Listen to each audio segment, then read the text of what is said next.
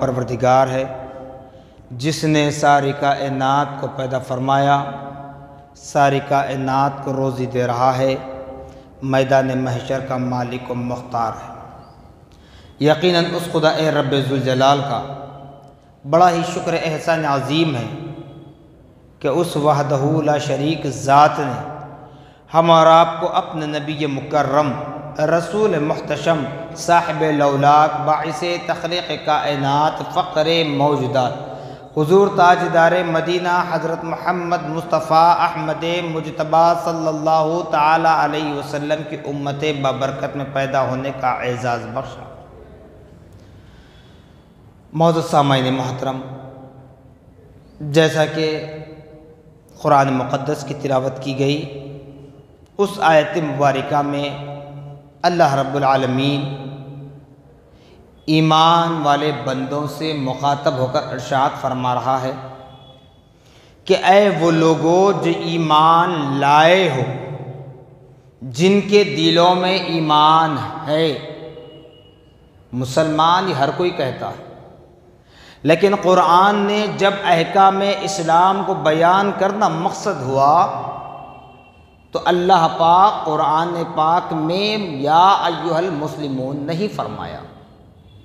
کیوں؟ اس لیے کہ مسلمان ہونا یہ صرف ایک علامت ہے، لیکن اللہ اور اس کے رسول کے احکامات پر چلتے ہوئے اسلامی طرز پر زندگی گزارنا، شریعت مطہرہ کے تحت زندگی گزارنا، یہ مسلمان نہیں مومن کا کام ہے۔ اور صرف اگر حلیے سے ہماری پہچان اگر ہوتی،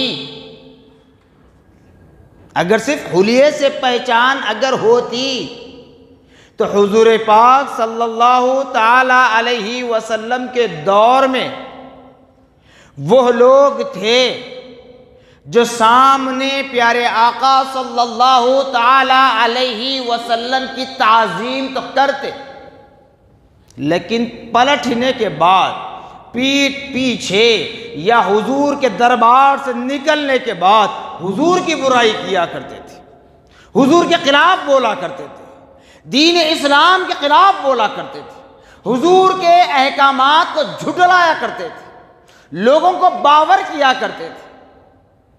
تب پیارے آقا صلی اللہ علیہ وسلم نے فرمایا یہ مسلمان نہیں، منافق ہے، نفاق ہے، اس کے دل میں نفاق ہے، اس کے ذہن میں نفاق ہے، حد تو یہ ہے کہ اس کے ایمان میں بھی نفاق۔ کیوں؟ جہاں سارے انبیاء علیہ السلام اجمعین، اللہ کے بھیجے گئے تمام نبی اور رسول حضور اکرم صلی اللہ تعالی علیہ وسلم کی تعظیم کی، اور یہاں ایسے لوگ جب پیدا ہوئے تو پیارے آقا صلی اللہ علیہ وسلم نے علی الاعلان بتلا دیا کہ یہ لوگ کبھی کامیاب نہیں ہو سکتے، یہ لوگ کبھی کامیاب نہیں ہو سکتے۔ کیوں؟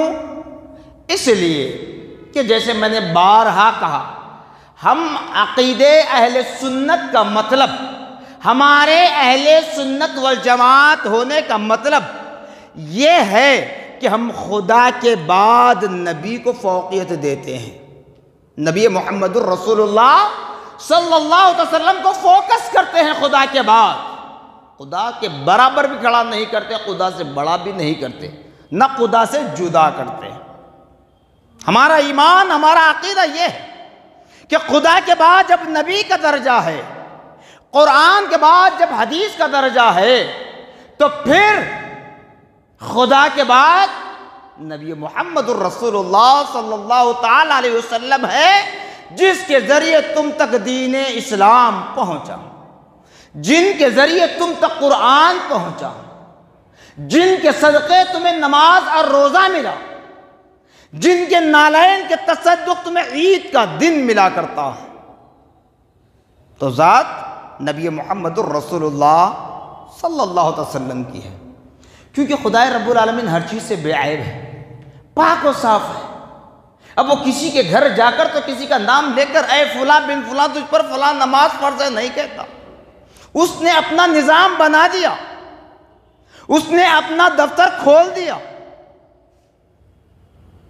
اب اس کے اختیارات، اس کے رائٹس خدا کے بنائے ہوئے نظام میں اگر کوئی مداخلت کر سکتا ہے، خدا کی لکھی ہوئی تقدیر کو اگر کوئی بدل سکتا ہے، خدائے پاک جب ہم سے ناراض ہو جائے تو اس خدا کو اگر کوئی راضی کر سکتا ہے، ہم جیسے گنہگاروں کی سفارش کے لیے رب کی بارگاہ میں اگر کوئی اپنے ہاتھ کو دراز کر سکتا ہے، اپنے ماتھے کو زمین پر ٹیک سکتا ہے، رب کو منوا سکتا ہے، رب کی جنت میں اپنی امت کو داخل کر سکتا ہے، وہ ذات نبی محمد الرسول اللہ صلی اللہ علیہ وسلم کی، وہ ذات نبی محمد الرسول اللہ صلی اللہ علیہ وسلم کی ہے.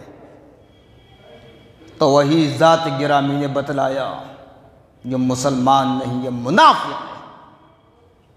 جب سامنے آئے تو اسلام کی تصدیق کر لے، جب سامنے آئے تو کلمہ پڑھ لے، جب سامنے آئے تو نماز کی ایکٹنگ کر لے، نماز کا ایکشن کر لے، جب سامنے آئے تو نبی کی تعظیم کر لے، جب باہر نکل جائے دربار نبوی صلی اللہ علیہ وسلم سے باہر چلا جائے پیٹھ پیچھے برائی کرے تو یہ مسلمان نہیں، منافق ہے. یہ الفاظ کیوں کہا میں؟ اس لیے کہ قرآن میں جہاں جہاں احکام اسلام کا ذکر ہے وہاں وہاں اللہ پاک یا ایھا المسلمون نہیں فرمایا. حفاظ اکرام سے پوچھ سکتے ہیں، قرآن پاک اٹھا کر دیکھ سکتے ہیں. یا ایھا المسلمون نہیں فرمایا، اے مسلمانوں نہیں فرمایا، اے لوگوں نہیں فرمایا، بلکہ کیا فرمایا؟ یا ایھا الذین آمنو، اے وہ لوگوں جو ایمان لائے ہو، جن کے دلوں میں ایمان ہے ان سے اللہ مخاطب ہے. جن کے دل میں ایمان نہیں ہے ان سے اللہ مخاطب ہی نہیں ہے اس آیت مبارکہ میں.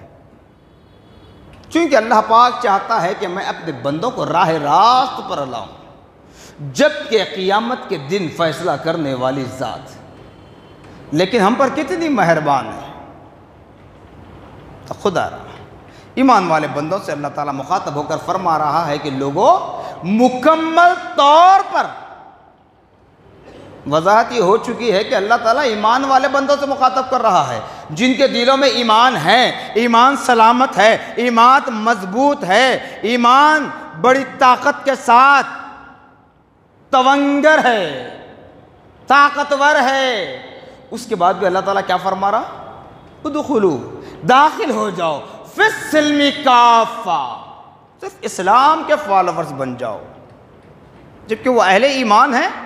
اللہ تعالیٰ خود فرما رہا ہے کہ میں اپنے ایمان والے بندوں سے مخاطب ہوں.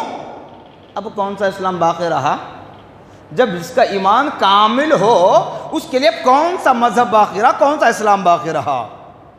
تو مفسرین تحریر فرماتے ہیں اس آیت مبارکہ کے شان نزول کے ذریعے سے کہ ایمان والے بندوں کو یہ بتایا جا رہا ہے کہ اے میرے ایمان والے بندو، یہی وہ اسلام ہے جس پر تم کامل یقین رکھے ہوئے ہیں، جس کو تم فالو کر رہے ہیں. اسی اسلام پر ڈٹے رہنا ہے اس دنیا میں، خبر کی زندگی میں، میدان محشر میں. کیوں کہ جب تمہیں دوبارہ زندہ کیا جائے تو اسی اسلام کے ساتھ تمہیں اٹھایا جائے گا، اسی ایمان کے ساتھ تمہیں اٹھایا جائے گا. پھر اس کے بعد فرما رہا ہے اے میرے بندو، تم مجھ کو راضی کرنا چاہتے ہو نا؟ تم نے اپنے سینوں میں ایمان کو پختہ رکھا ہے نا؟ اپنے دلوں کو پاک و صاف رکھا ہے نا؟ میرے اور میرے حبیب کی اتباع کر رہے ہیں نا؟ اب یاد رکھو، جب تک مسجد میں رہیں، جب تک قرآن پاک کی تلاوت کرتے رہیں، جب تک حالت روزہ میں رہیں، جب تک حالت احرام میں رہیں، جب تک حرمین شریفین کے احاطے میں رہیں، اس حد تک نہیں، وہاں سے ہٹنے کے بعد شیطان تم پر حملہ کرنا چاہتا ہے، شیطان تمہارے دلوں میں اپنا مسکن بنانا چاہتا ہے، شیطان تمہارے دلوں پر اپنی حکومت کا سکہ گاڑنا چاہتا ہے. اے میرے ایمان والے بندو، اس کے وسوسے میں نہ آنا، اس کے وسوسے میں نہ آنا. کیوں؟ اس لیے بس اوقات ہم بھی سوچتے ہوں گے نا، ہم نے اتنی نمازیں پڑھ لی، اگر ایک گناہ کر لے تو کیا ہوگا؟ ہم نے اتنے روزے رکھ لیے، اتنے نیک کام کیے، گناہ کر لے تو کیا ہوگا؟ شیطان بہکاتا ہے، اے بندے تو بہت عبادت کر لیا، چل فلاں جانب۔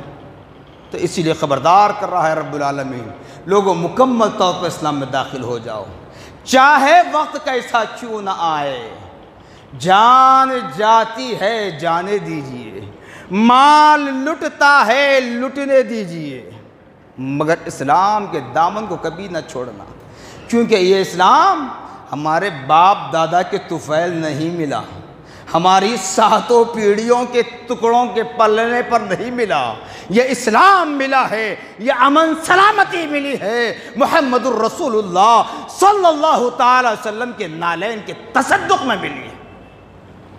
اور اللہ پاک ہم پر جو رحم و کرم کا معاملہ کر رہا ہے، یہ ہمارے چند سجدوں سے نہیں، بلکہ نبی کون و مکان محمد الرسول اللہ صلی اللہ تعالی وسلم سے وعدہ لیا گیا تھا معراج کی رات۔ اس وعدہ نبوی کو نبھانے کے لیے اللہ پاک ہمارے خطاؤں کو درگزر کر رہا ہے۔ اللہ اس کا رسول حاضر و ناظر ہے، ایمان والو، میں الگ نہیں ہوں، میں بھی آپ کے ساتھ ہوں، صرف قرآن کا حکم بتا رہا ہوں، اسلام کا حکم بتا رہا ہوں۔ اگر ہم اپنے اعمال پر نظر ڈال لیں، ہم اپنے دلوں پر ہاتھ رکھ کر سوچیں، اپنے گریبان میں جھانک کر دیکھ لیں، اگر ہم اپنے اعمال کو جب دیکھیں گے پھر خدا کی رحمت کو رکھیں گے، دونوں کو تقابل کریں گے، تو معلوم ہوگا ہمارے اعمال کی بدولت رب کی رحم و کرم کا معاملہ جو ہے وہ ایک لمحے کے لیے بھی ہم پر نہیں برس سکتا۔ یہ صرف پیارے آقا محمد الرسول اللہ صلی اللہ علیہ وسلم کا وطیرہ ہے، صدقہ ہے، اس کو جانیے۔ ہم میں کون کیا ہے میں نہیں کہوں گا، خود سوچ لیں، محاسبہ کر لیں۔ اسی لیے میرے پیارے آقا صلی اللہ علیہ وسلم نے فرمایا کہ لوگوں جب رات کو سو جاؤ تو سونے سے پہلے دن بھر کا محاسبہ کر لو، کتنی نمازیں پڑھی، ماں باپ کی کتنی فرما برداری کی، آل اولاد کے کتنے حقوق ادا کیے، اللہ کے حقوق کے ساتھ اللہ کے بندوں کے کتنے حقوق ادا کیے، کتنوں کی حق تلفی کی۔ یہ محاسبہ کرنے کا وقت ہے، مگر ہم اس جانب توجہ نہیں دیتے ہیں۔ لیکن وہ بہار کا موسم اب ہمارے قریب ہے، اللہ نے اگر زندگی دی تو اس ماہ سیام سے ہماری ملاقات ہو جائے، لیکن خدا را اے ایمان والو، بس کامل مومن بننے کی شرط ہے، ورنہ دیگر انبیاء و رسول پر جو روزے فرض کیے گئے تھے، وہ روزے ہفتے میں ایک مرتبہ، 2 ہفتے میں ایک مرتبہ، مہینے میں کچھ دن، جیسے حضرت سیدنا داؤد علیہ نبینا علیہ السلام کی امت پر مہینے میں 3 دن روزے فرض تھے، 3 دن، 13، 14، 15، چاند کی 13 تاریخ، 14 تاریخ، 15 تاریخ۔ اب آپ کیلکولیشن کر لیں، حساب کر لیں، ہر مہینے میں 3 روزے، سال میں 12 مہینے، کتنے روزے ہو رہے ہیں؟ 12 تریزا 36، 36 روزے، اور امت محمدیہ پر صرف 30۔ چاند اگر 29 کا ہو جائے تو 29 روزے، 30 کا چاند ہو جائے تو 30 روزے۔ آسانی نہیں ہے، 6 دن کم ہوئے نا، صرف 1 مہینہ مسلسل رہنا ہے، ان کو ہر مہینہ رکھنا ہے۔ کتنی آسانی، کتنی مہربانی اللہ پاک نے ہم پر دی، اس کے باوجود بھی ہم کتراتے ہیں۔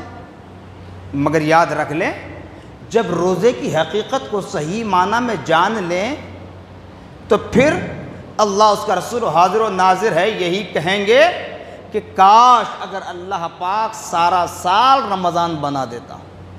جب روزے کی حقیقت کو جان لیں، کیونکہ شیطان وہ چیز جاننے کو نہیں دیتا، شیطان وسوسہ ڈالتا ہے۔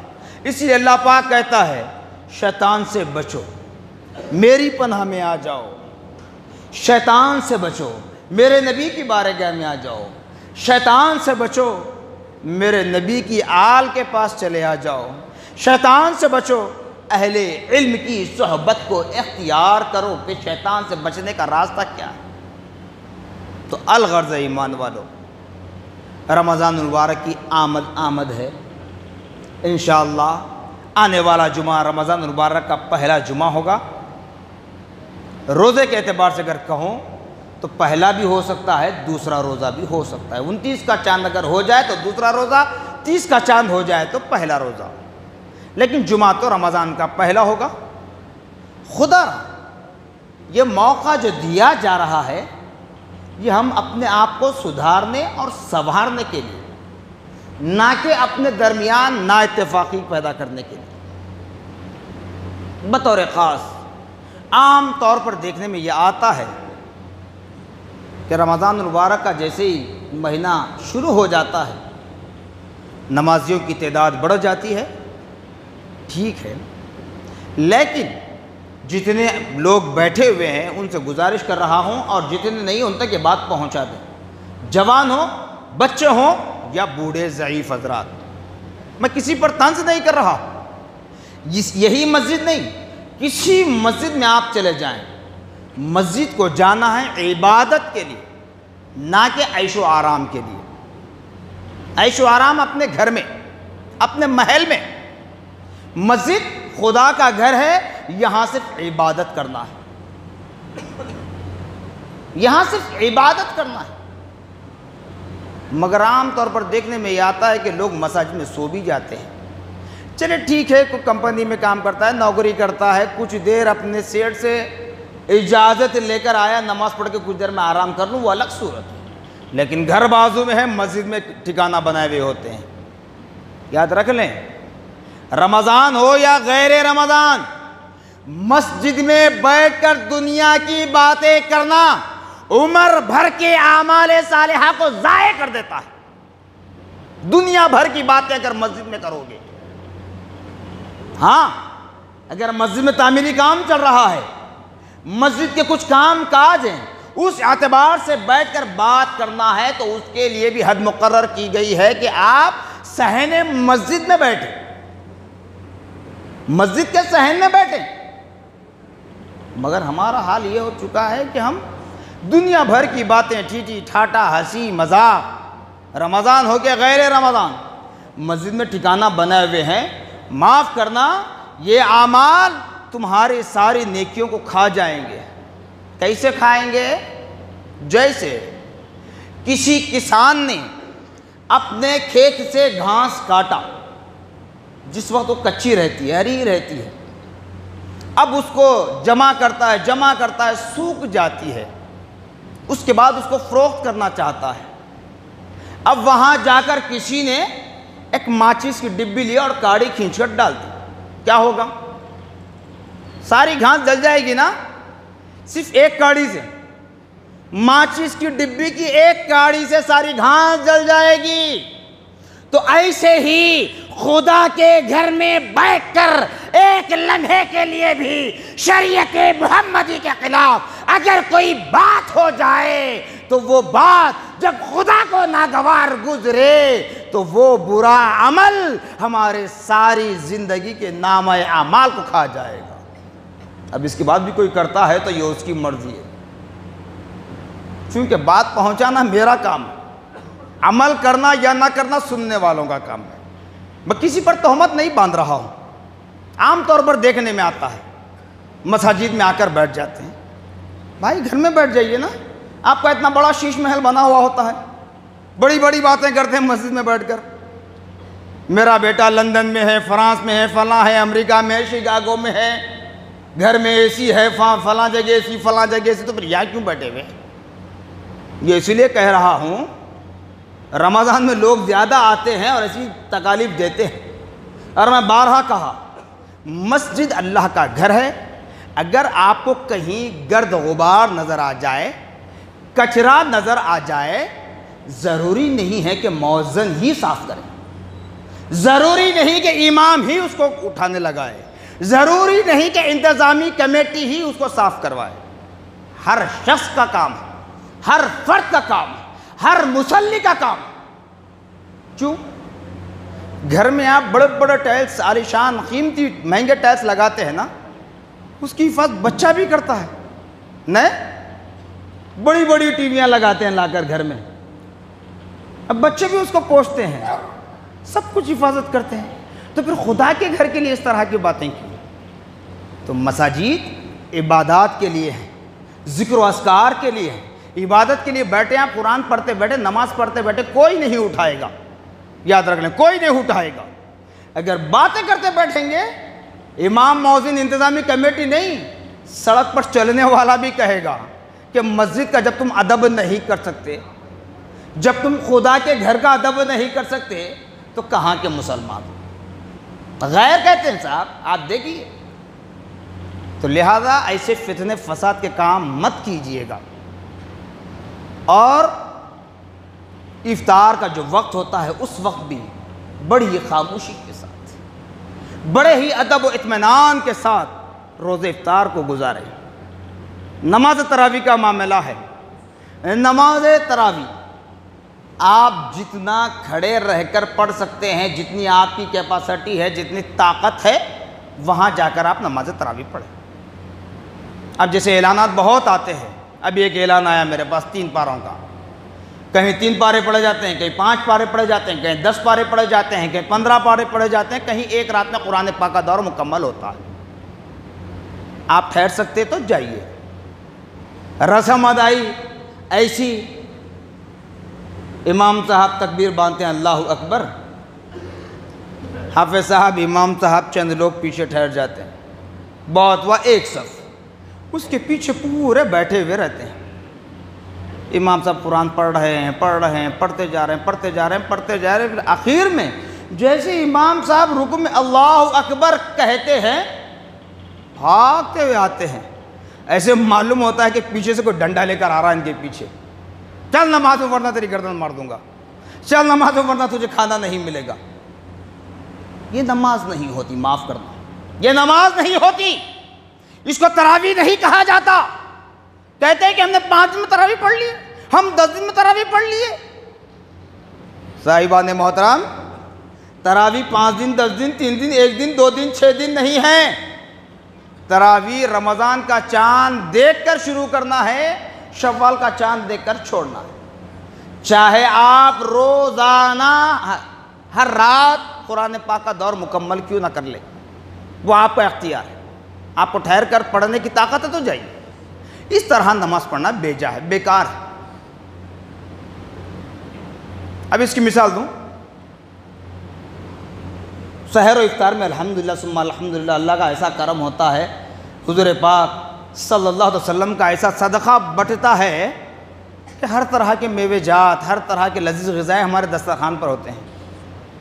جی، جب گھر میں ماں ہو، بہن ہو، بیوی ہو، بیٹی ہو، کوئی ہو، گھر کی خواتین جب دستر لگائیں، آپ پیچھے بیٹھ جاتے ہیں کیا کہ سب کھا کر اٹھتے، ہاتھ دھوئیں جب ہم جا کر کھائیں؟ کوئی بیٹھتے ایسا انتظار میں بیٹھتے، ایسا کوئی ویٹنگ کرتے نہیں؟ تو پھر پیٹ بھرنے کے لیے سب سے پہلے آگے، تو روح کو طاقتور بنانے کے لیے بھی آگے آئیے۔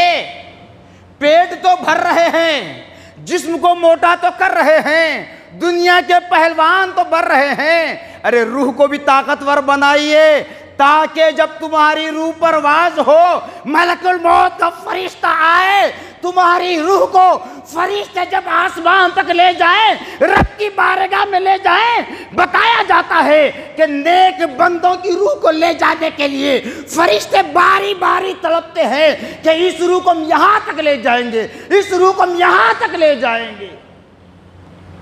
جتنے اللہ کے محبوب مقبول برگزیدہ بندے ہوتے ہیں، ان کے ارواح اتنے ہی طاقتور ہوتے ہیں، فرشتے چاہتے ہیں کہ ان کو اور آگے لے جائیں، اور آگے لے جائیں۔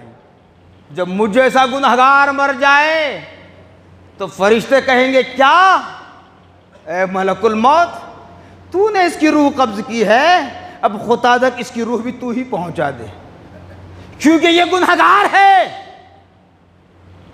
جب کیا کرو گے؟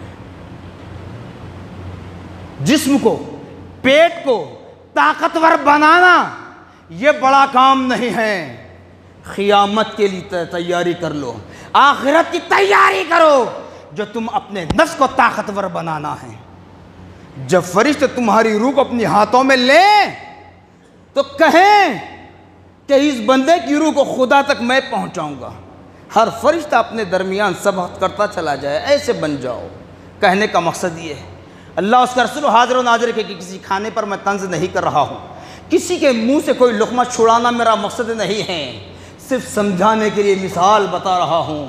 نماز تراویح میں یہ حال ہوتا ہے ہمارا، تو آپ کو نہیں ہوتا ٹھہرنا تو آپ سوا پارہ جہاں تلاوت ہوتی ہے وہاں جائیے، یا پھر اتنا بھی نہیں ہوتا آخری حد درجہ یہ ہے بعض مقامات پر علم ترا سے بھی ہوتی ہے وہاں جا کر پڑھ لیں، لیکن نماز تراویح کا اہتمام کرنا ہے۔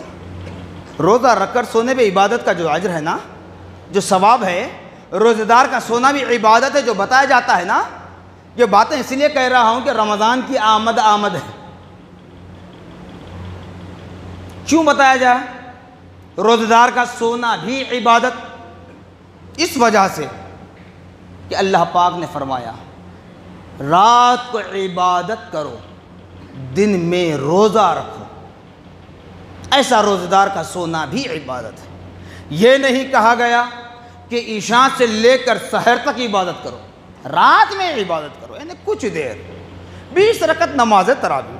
ارے سوا پارہ جہاں تلاوت ہوتی ہے قرآن پاک کی، تراویح میں کتنی دیر ہوتی ہے صاحب؟ تراویح میں بتائیے، عشاء کی نماز سے لے کر وتر کی نماز ختم ہونے تک تراویح کے 20 رکعت، عشاء کے 4 رکعت فرض، وتر کے 3 رکعت، ٹوٹل 27 رکعت۔ 27 رکعت پڑھنے تک کتنا ٹائم لگتا ہے؟ مشکل سے 1.5 گھنٹہ۔ اگر کوئی حافظ صاحب بہت ہی اطمینان سے اگر پڑھ لیں، بہت ہی اطمینان سے، جیسے میرے دادا پیر حضرت سیدنا عبداللہ شاہ صاحب رحمۃ اللہ علیہ کی مسجد میں ہوتا ہے، بڑے سکون و اطمینان سے نماز ہوتی ہے، وہاں حضرت نے طریقہ رائج کیا 2 گھنٹے 2 گھنٹے۔ ارے کہاں کہاں رات گزار دیتے ہیں، 8 10 12 گھنٹے، کہاں کہاں لائنوں میں کھڑے ہو جاتے ہیں 4 گھنٹے۔ تو نماز کے لیے 2 گھنٹے نہیں ٹھہر سکتے؟ آپ کو کنٹینیو 2 گھنٹے نہیں کھڑا کیا جا رہا، کنٹینیو 2 گھنٹے کھڑا نہیں کیا جا رہا، رکوع بھی ہے، سجدہ بھی ہے، جلسہ بھی ہے، قاعدہ بھی ہے، بلکہ حد تو یہ ہے کہ 2 رکعت نماز ہونے کے بعد بھی تسبیح ہے، 4 رکعت نماز پڑھنے کے بعد بھی تسبیح ہے۔ ایسے نہیں کہ جس نے جہاں کھڑا ہو گیا وہیں کھڑے رہ کر 20 رکعت پڑھنا نہیں ہے۔ آپ کو طہارت آتا ہے جا کر آئیے، آپ کو پانی پینا ہے جا کر آئیے، آپ کو دوا کھانا ہے جا کر دوا کھا کے آئیے، نماز میں شریک ہو جائیے، لیکن 20 رکعت مکمل طور پر حافظ صاحب کے پیچھے ان کی اتباع میں 20 رکعت تکبیر اولیٰ سے سلام پھیرنے تک 20 رکعت ادا کریں۔ تکبیر اولیٰ چھوڑ دیں، رکوع میں آ جائیں تو یہ زبردستی کی نماز ہے، جبراً ظلماً آپ سے نماز پڑھوایا جا رہا ہے، یہ آپ سے نہیں پڑھوایا جاتا۔ اگر ہم نماز پڑھیں یا نہ پڑھیں، نہ خدا کی شان میں کمی ہوگی، نہ نبی کی شان میں کمی ہوگی، نہ اسلام کی شان میں کمی ہوگی، نہ ماہ رمضان المبارک کی شان میں کمی ہوگی۔ پڑھیں گے ہمارا فائدہ، نہیں پڑھیں گے ہمارا نقصان۔ نقصان یہاں پتہ نہیں چلتا، پتہ چلتا ہے لیکن محسوس ہم نہیں کرتے، لیکن وہ میدان محشر میں فرشتے بتائیں گے کہ کون کس نے کیا عمل کیا۔